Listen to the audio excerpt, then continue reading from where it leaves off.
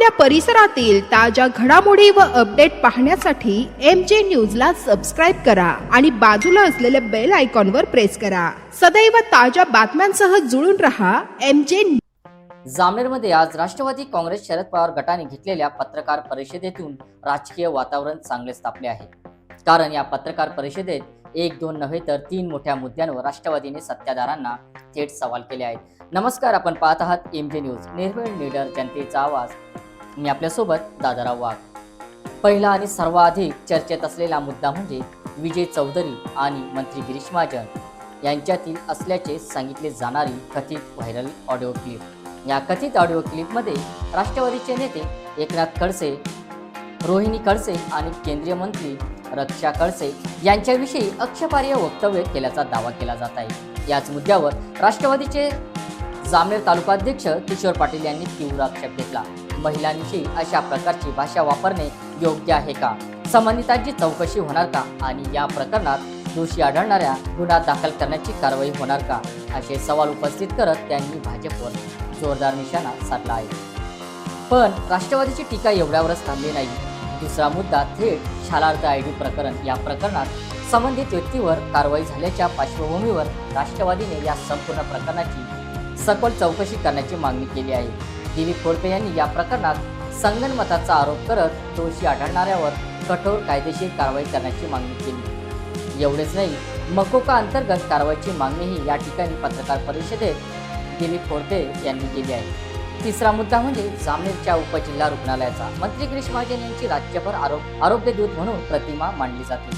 मात्र जामनेर उपजिल्हा रुग्णालयात येणाऱ्या सामान्य रुग्णांना नेमक्या कोणत्या सुविधा मिळतात? रुग्णालयातील आरोग्य सुविधा, रुग्णांची परिस्थिती, मनुष्यबळ आणि उपचार व्यवस्थेबाबत राष्ट्रवादीने गंभीर प्रश्न या ठिकाणी पत्रकार परिषदेत उपस्थित केले. प्रतिमा महाराष्ट्रभराची वेगळी आणि जामनेरमधील प्रत्यक्ष परिस्थिती वेगळी का? असा सवाल उपस्थित करत दिलीप खोडके सरांनी मंत्री गिरीश महाजन यांच्या मतदारसंघातील आरोग्य व्यवस्थेवरच प्रश्नचिन्ह उपस्थित करण्याचा प्रयत्न केला. म्हणजेच ऑडिओ क्लिपवरून राजकीय सवाल, उपजिल्हा रुग्णालयावरून आरोग्य व्यवस्थेला जाब आणि शालार्थ ID प्रकरणावरून प्रशासनाला थेट इशारा. या तिन्ही मुद्द्यावरून दिलीप खोडके सर आणि किशोर पाटील यांनी मंत्री गिरीश महाजन आणि सत्ताधाऱ्यांना घेरण्याचा प्रयत्न या ठिकाणी केला आहे. मात्र आता सर्वात मोठा प्रश्न, राष्ट्रवादीने केलेल्या या आरोपांना मंत्री गिरीश महाजन आणि भाजप काय उत्तर देणार? कथित ऑडिओ क्लिपची सत्यता काय आहे? शालार्थ ID प्रकरणात पुढील कारवाई होणार? आणि जामनेरच्या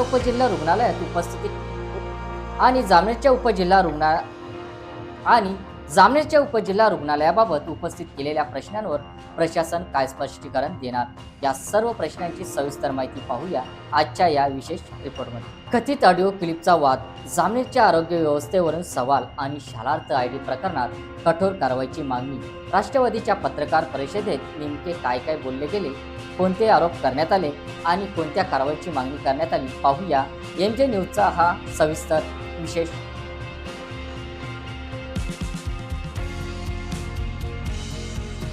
आताच आपण बघितलं असेल, एक मागच्या आठवड्यामध्ये विजय चौधरी हा भारतीय जनता पार्टीचा महामंत्री आपण त्याला म्हणतो, एवढी मोठी जबाबदारी असलेल्या व्यक्तीने आज त्याला अटक झालेली आहे. अटक का झाली तर जनता रस्त्यावर उतरली म्हणून अटक झाली. भारतीय जनता पार्टीचा खरा चेहरा या ठिकाणी जनतेसमोर आलेला आहे.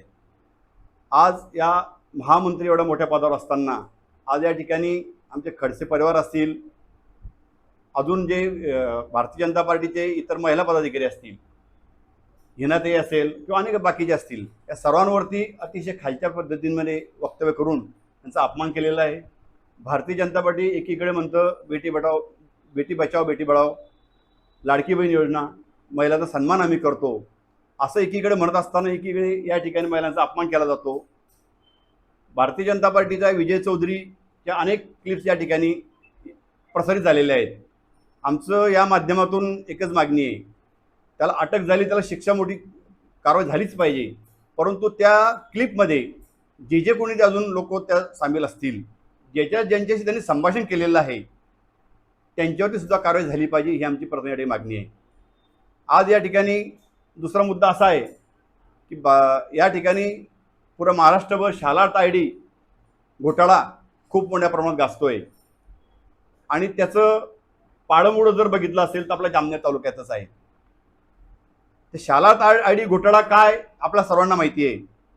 या ठिकाणी 23-24ला जे काही शिक्षक लोक असतील त्यांना हजर म्हणजे ऑर्डर 23-24चं दिली आणि त्यांचा ID काढला मात्र 13-14ला. म्हणजे मागच्या तारखेमध्ये त्यांना जॉईनिंग लेटर दाखवून खूप मोठ्या प्रमाणात भ्रष्टाचार झालेला आहे. या ठिकाणी या सर्व लोकांकडनं खूप मोठ्या प्रमाणात देणगे वसूल केलेले आहेत. 25-25 लाख 30-30 लाख रुपये देणग्या घेण्यात आलेल्या आहेत. देणगी आज घ्यायची आणि 10-10 वर्ष त्यांना तात्काळ ठेवायचं, अशा प्रकारचा सर्रास काम या ठिकाणी या संस्थेकडे चाललेलं आहे. आमची या पत्रकार परिषदेच्या माध्यमातून एकच मागणी आहे की या विद्यार्थ्यांवरती अन्याय होता कामा नये. त्यांची कुठलीही चूक नाही. या ठिकाणी ज्यांनी हे चुकीचं काम केलेलं आहे त्यांना शिक्षा होईलच, परंतु या जे विद्यार्थी आहेत आज या ठिकाणी आपण बघितलं असेल अनेक मुख्याध्यापक या ठिकाणी बोलले जात आहेत. मुख्याध्यापक म्हणजे आज तिथे सयाजीराव गायकवाड आहेत, त्यांना या ठिकाणी संस्थेच्या माध्यमातून दबाव आणला जातो म्हणून त्या ठिकाणी त्यांनी सह्या केलेल्या आहेत. म्हणून हे मुख्याध्यापक असतील, शिक्षक असतील, जे विद्यार्थी असतील यांच्यात अन्याय होता कामा नये आणि जे दोषी असतील त्यांच्यावर कारवाई झाली पाहिजे या मागणीसाठी आज या ठिकाणी पत्रकार घेतलेली आहेत. त्यानंतर तिसरा मुद्दा असा की सिव्हिल हॉस्पिटलमध्ये आत्ताच परवा जे आपण बघितलं असेल, या ठिकाणी सिव्हिल हॉस्पिटलमध्ये शॉक सर्किटमुळे खूप मोठ्या प्रमाणात आग लागलेली आहे. जामनेरचं सिव्हिल हॉस्पिटल जर आपण बघितलं असेल, ग्रामीण रुग्णालय जर बघितलं असेल, या ठिकाणी हा जामनेर तालुका म्हणजे मंत्र्याचा तालुका आहे. महाराष्ट्रामध्ये 2 नंबरचे खातं आदरणीय भाऊंकडे आहेत. अनेक वेळा आम्ही या पत्रकार परिषदेच्या माध्यमातून या ग्रामीण रुग्णालयाबाबतीत समस्या मांडलेल्या आहेत, पण या ठिकाणी या ग्रामीण रुग्णालयामध्ये कुठल्याही प्रकारच्या समस्या म्हणजे कुठल्याही प्रकारची सुविधा नाही. काय परिस्थिती त्या ग्रामीण रुग्णालयाची? आज त्या ठिकाणी आग लागल्यानंतर फायर सेफ्टीची मुदत संपलेली आहे. फायर सेफ्टीसाठी लागणारा जे हौद असतो तो पाणी असतो, पाण्याचा हौद, तो पाण्याचा हौद या ठिकाणी लीक आहे, तर पाणी ते भरू शकत नाही. इतकी दयनीय अवस्था. आज या ठिकाणी गरिबांचे लोक त्या ठिकाणी गरीब लोक त्या ठिकाणी ऍडमिट होतात, त्यांच्या जीवाला खूप मोठा प्रमाणात धोका आहे. असं असताना या ठिकाणी दवाखान्याचं खूप मोठं आमचं काम आहे. आज ते काय काय शब्द असतो त्यांचा, तो आरोग्यदूत. आरोग्यदूतच्या नावाखाली खूप मोठं काम आहे असं आमचं सांगितलं जातं, मोठे मोठे गवगवा केला जातो. पण हे आरोग्यदूत आहे का? ही आरोग्याची सेवा आहे का? गरिबांकडे जाणीवपूर्वक दुर्लक्ष करायचं. जामनेर तालुक्याची ज्या वैद्यकीय सेवा आहे त्याच्याकडे जाणीवपूर्वक दुर्लक्ष करायचं आणि मोठ्या मोठ्या गोष्टी करायच्या हे त्यांनी थांबावं आणि जामनेर तालुक्याचं ग्रामीण रुग्णालय सुसज्ज असं या ठिकाणी उभं करावं, हेच या पत्रकार त्यांना विनंती करतो. जामनेर नगरपालिकेच्या बाबतीमध्ये एक अशी मोठी समस्या आलेली आहे की जामनेर नगरपालिका हद्दीमध्ये खूप मोठ्या प्रमाणात वृक्षतोड या ठिकाणी झालेली आहे. कुठल्याही प्रकारची परवानगी घ्यायची नाही. नगरसेवक मनमानी करतायत, त्यांच्या पद्धतीने वाटेल ते झाडं तोडली जात आहे, वाटेल ते डांगा छाटला जात आहे. त्याचा कुठली परवानगी काही नाही. म्हणजे अतिशय मनमानी चाललेली आहे. ही मनमानी थांबली पाहिजे. शिवसाहेबांनी मनमानी थांबावी आणि जे कोणी अवैध झाडं तोडतील त्यांच्यावरती कारवाई करावी. या सगळ्या मुद्द्यासाठी आज या ठिकाणी जमलेलो आहोत. यानंतर आमचे नेते आदरणीय दिलीपदा खोडके सर आपल्याला पत्रकारांना खालच्या पातळीवरची भाषा वापरलेली आहे. म्हणजे एकीकडे म्हणायचं महिलांचा सन्मान करा आणि महिलांचा अपमान यांनीच करायचा.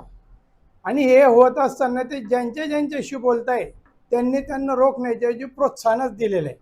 म्हणजे आज विजय चौधरी हा फक्त अटक झालेला एक आहे, परंतु असं सगळ्याच गोष्टींवर त्याला ज्यांनी प्रोत्साहन दिलं त्या सगळ्यांवर कारवाई व्हायलाच पाहिजे अशी आमची मागणी आहे. आणि आम्ही त्याच्या या क्लिपद्वारे त्याने जे महिलांचा अपमान केलेला आहे त्याचा निषेध करतो. दुसरा विषय आला शालार्थ ID. शालार्थ IDचा विषय अनेक दिवसापासून गाजतोय आणि मागे आपण ऐकली असेल की आपले मंत्री महोदयच म्हणाले की फार मोठा स्कॅन्डल आहे म्हणून. मग स्कॅन्डल आहे, मग मलाही थोडंसं वाटलं की स्कॅन्डल आहे तर काय स्कॅन्डल आहे पाहू तर खरी. तर तपास केला असता, खरोखरच माहिती घेतली असता याचा आवाका खूप मोठा आहे आणि याच्यामध्ये अनेक जण अटकलेले आणि अनेक जण भरडले गेलेले.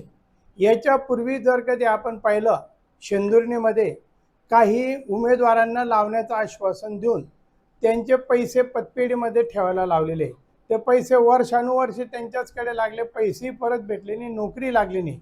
इथपर्यंत ठीक होतं की निदान ते पैसे पतपेढीमध्ये होते, नोकरी लागण्याची काहीतरी अपेक्षा तरी होते. परंतु हा जो बोगस शालार्थ ID घोटाळा आहे हा तर म्हणजे विचार करायला लावणाऱ्या विचाराच्या पलीकडचा आहे. म्हणजे कोणत्याही प्रकारची मंजुरी, ज्याला आपण ॲप्रुव्हल म्हणतो, ते ॲप्रुव्हल न घेता मागच्या तारखांमध्ये त्यांना नोकरीला लावून घेतलेलं दाखवलं आहे. आणि तो काही वर्षांचा पगार फरकासह त्यांनी ठेवून घेतलेला आहे. आणि लावण्यासाठी सुद्धा लाखो रुपयांचे देणग्या घेतलेले आहेत. असा हा अब्जावधी रुपयाचा घोटाळा झालेला आहे. आणि त्याच्यामुळे हे जे लागलेले उमेदवार आहेत त्यांचं भवितव्यच आज अंधारी आलेलं आहे. म्हणजे त्यांनी जायचं कुठे आणि करायचं काय असा प्रश्न पडलेला आहे. म्हणून त्या लोकांना न्याय मिळण्यासाठी या पूर्ण प्रकरणाचे पाळमुळं खोदलेच जायला पाहिजे. आणि म्हणूनच आपण त्या दृष्टीने हा प्रयत्न व्हायलाच पाहिजे, ती चौकशी व्हायलाच पाहिजे. दुसरीकडे म्हणजे त्यांनी प्रचंड प्रमाणामध्ये म्हणजे 177 शिक्षक मिळतो, तर महाराष्ट्रात सगळ्यात जास्ती शिक्षक आणि कर्मचारी आपल्या जामनेरमध्ये शेंदुर्णी संस्थेमध्येच भरले गेलेले आहेत. आणि हे तर लावलेले आहेच, परंतु त्याचबरोबर त्यांनी, मी माहिती घेतली असता असं ऐकायला भेटलं की काही लोक दुसरीकडे नोकरीला असून सुद्धा त्यांना इकडे ऑर्डर दिलेली, आपल्या कुटुंबातल्या लोकांना सुद्धा त्यांनी ऑर्डर देऊन लावून घेतलेली. आणि हा सगळा घोटाळा करून त्या शिक्षकांचं भवितव्य त्यांनी अंधारामध्ये टाकलेलं आहे. त्याच्यामुळे या घोटाळ्यामध्ये जे आरोपी असतील त्या आरोपींना संपूर्ण सखोल चौकशी करून शिक्षा मिळायलाच पाहिजे. आणि आता जर कधी आपण येता जाता पाहिलं असेल तर संस्थेमध्ये प्रचंड बांधकाम चालू आहे शेंदुर्णीला. मग या बांधकामासाठी येणारा पैसा कुठून आला, कोण देणगीदार आहेत, याची माहिती त्यांनी घ्यायला पाहिजे. आणि ती माहिती घेऊन आपण जर पाहिलं तर आपल्याला त्याच्यामधून सुद्धा बऱ्यापैकी माहिती मिळून जाईल. ते बांधकाम यांनी स्वतःसुद्धा बऱ्याच मालमत्ता खरेदी केलेल्या आहे. त्या खरेदी केलेल्या मालमत्तांना कुठून पैसे आले हे सुद्धा कळायला पाहिजे. आता मी मध्यंतरी 2 विषय चांगल्या पद्धतीचे ऐकले जे शिक्षकांशी संबंधित आहे. एक म्हणजे शालेय पोषणाहार ठराविकच लोक सांभाळता आणि काय काळगोरं करता हे कोणालाच कळत नाही. त्याचं सुद्धा चौकशी झाली तर त्याचा मोठा भ्रष्टाचार बाहेर येईल. आणि अजून दुसरा जर विचार केला तर बऱ्याच शिक्षकांच्या प्रतिनियुक्ती केलेल्या आहे. म्हणजे त्यांचं हेडक्वार्टर असेल दुसरंच गाव, दुसरी शाळा, आणि ते ड्युटी करतात दुसऱ्याच शाळेवर. त्या जर कधी त्यांच्या सोयीमध्ये प्रतिनियुक्ती केलेल्या असलं तर आमची हरकत नाहीच, परंतु माझं म्हणणे प्रतिनियुक्ती रद्द करून त्यांना नियमित बदली करून द्यावी. त्याचं कारण असं आहे की तो समजा जर कधी वाकोदला द्यायची ऑर्डर असेल आणि तो जर कधी पळस करायला येत असेल, रस्त्याने त्याचं काही कमी जास्तीत झालं तर त्याला जबाबदार, कारण ते काही बदल्या अधिकृत नाही. म्हणून त्याच्यासाठी ह्या ज्या प्रतिनियुक्त्या केलेल्या आहेत ह्या शिक्षकांना कदाचित धोक्याच्या ठरू शकता. म्हणून त्यांना जर सोयीस्कर नसेल तर त्या नियमित करण्यात याव्या अशी आमची मागणी आहे. आणि ह्या मागणीबरोबरच सगळ्यात महत्त्वाची मागणी शालार्थ ID घोटाळ्यामधल्या सगळ्यांना पूर्ण तपास करून त्यांना शिक्षा व्हायलाच पाहिजे. आणि ह्या ज्या लागलेले उमेदवार आहे त्यांना न्याय मिळालाच पाहिजे. तर अशा पद्धतीने आपण या शालार्थ घोटाळ्याबद्दल सुद्धा तेवढंच गांभीर्याने विचार केला जावा अशी आमची मागणी आहे. मागे तुम्ही ऐकलं होतं की संघटित गुन्हेगारी असल्यामुळे मकोका लावणारे म्हणून, उलट तो लावायलाच पाहिजे, म्हणजे सगळ्या गोष्टी तरी बाहेर येतील. त्याच्यानंतर आत्ताच परवा तेरवा आपण पाहिलं असेल की उपरुग्णालयामध्ये, उपजिल्हा रुग्णालयामध्ये आग लागली होती. जर त्याचा आपण पाहिलं, मागे आम्ही बऱ्याचदा त्याच्याबद्दल बोललेलो आहे की राज्य स्तरावर आरोग्य दूत म्हणून घेणारे आमच्या भाऊंनी ते तिकडे लक्ष देण्यापेक्षा, तिकडे जाण्यापेक्षा आपल्या तालुक्यातल्याच जर आरोग्य सेवा सुधारल्या तरीसुद्धा त्यांचे मतदार त्यांना धन्यवाद देतील. मी तर दिव्याखाली आमदार म्हणतात ते तसंच आहे की आपल्या ह्या उपजिल्हा रुग्णालयामध्ये कोणत्याही सुविधा पुरेशा संख्येमध्ये उपलब्ध नाहीत, औषधं उपलब्ध नाहीत. एवढंच नाही तर कर्मचाऱ्यांची सुद्धा कमतरता आहे. आणि आग लागल्यावर तर सगळ्याच गोष्टी लक्षात आल्या की या रुग्णालयाची सुरक्षितता सुद्धा वाऱ्यावर आहे. म्हणजे जी फायर सेफ्टी व्हायला पाहिजे ती 4-6 महिन्यांपूर्वीच होऊन गेलेली माझ्या माहितीनुसार. मग त्याच्याकडे सुद्धा दुर्लक्ष झालेलं आहे. त्याच्यानंतर 1 लाख लिटरची मोठी पाण्याची टाकी बांधलेली, परंतु त्या पाण्याच्या टाकीमध्ये पाणी टिकत नाही, लीक होऊन जातं, गळतं ते. मग ऐन टायमाला जर आग लागली तर ते 1 लाख सोडून 10 लाखाच्या पाण्याच्या टाकीचा उपयोग काय? तर तिची सुद्धा दुरुस्त व्हायला पाहिजे. फायर सेफ्टीकडे लक्ष द्यायला पाहिजे. म्हणजे जर उद्या काही दुर्घटना घडली तर रुग्णांच्या जीवाशी खेळ व्हायला नको, म्हणून त्या ग्रामीण रुग्णालयामध्ये सुद्धा चांगल्या पद्धतीच्या सुविधा उपलब्ध करून द्यावा, फायर सेफ्टीकडे लक्ष द्यावं आणि रुग्णांना जास्तीत तर आपण पाहिले जामनेरमध्ये राष्ट्रवादी काँग्रेस शरद पवार गटाच्या पत्रकार परिषदेत कथित ऑडिओ क्लिपपासून शालार्थ आयडी प्रकरणापर्यंत अनेक गंभीर मुद्दे उपस्थित करण्यात आले. किशोर पाटील यांनी कथित ऑडिओ क्लिपमधील महिलांविषयीच्या कथित वक्तव्यावरून तीव्र निषेध व्यक्त करत संबंधितांवर कायदेशीर कारवाईची मागणी केली. दिलीप कोडपे यांनी जामनेरच्या उपजिल्हा रुग्णालयातील परिस्थितीवरून आरोग्य व्यवस्थेला सवाल केला. तर शालार्थ आयडी प्रकरणात संपूर्ण प्रकरणाची चौकशी करून दोषी आढळणाऱ्यांवर कठोर कारवाई करण्याची मागणी केली. तसेच या प्रकरणात मकोका अंतर्गत कारवाईची मागणी देखील या ठिकाणी दिलीप कोडपे यांनी करण्यात आली. मात्र पत्रकार परिषदेत करण्यात आलेले हे आरोप आणि दावे राष्ट्रवादी काँग्रेसच्या नेत्यांनी मांडलेले आहेत. कथित ऑडिओ क्लिपची सत्यता, संभाषणाचा संपूर्ण संदर्भ आणि संबंधित व्यक्तीची नेमकी भूमिका अधिकृत तपासातून स्पष्ट होणे आवश्यक आहे. त्यामुळे आता लक्ष लागले आहे ते मंत्री गिरीश महाजन यांच्या उत्तराकडे, भाजपच्या भूमिकेकडे आणि शालार्थ आयडी प्रकरणातील पुढील कारवाईकडे. जामनेरच्या राजकारणात आजच्या पत्रकार परिषदेमुळे निर्माण झालेली ही राजकीय चर्चा पुढे कोणत्या वळणावर जाते हे पाहणे महत्त्वाचे ठरणार आहे. अशाच स्थानिक प्रश्नावर निर्भीडपणे आवाज उठवणाऱ्या आणि बातमीचा मागोवा घेणाऱ्या MJ न्यूजचा हा विशेष रिपोर्ट पाहत राहा आणि आमच्या MJ न्यूजला सबस्क्राईब करा, लाईक करा, फॉरवर्ड करा.